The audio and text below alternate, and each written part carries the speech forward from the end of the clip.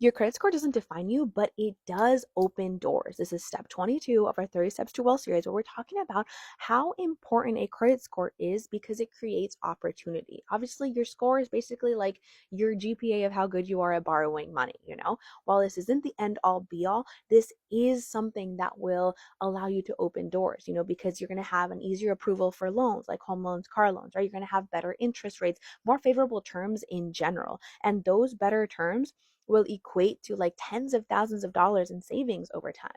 So improving your credit score, which is a huge goal for so many people, for so many of my clients especially, it's really about consistency and not like tricks. So when we're working on this, we're going to go back to the basics, back to the foundation. Payment history is number one in terms of the factors that create your credit score. So we're going to automate your payments so that they happen every single month on time. Ideally, you're paying them in full every month because that is the ultimate goal here. Then you're going to increase your credit availability, especially if you've recently gotten a raise or your income has increased. You can ask for a credit line increase, which is going to lower your credit utilization ratio, thus impacting your score positively.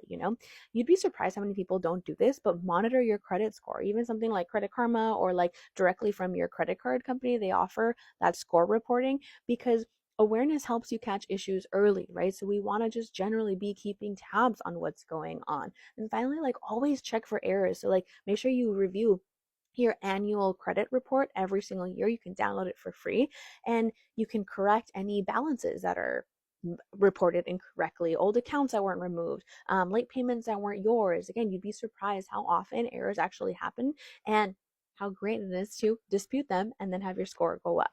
Because credit, it's a tool, right? When you use it intentionally, it really does support long-term wealth. Remember, we are doing all of this in real time together. Rich Girl Reset starts in January.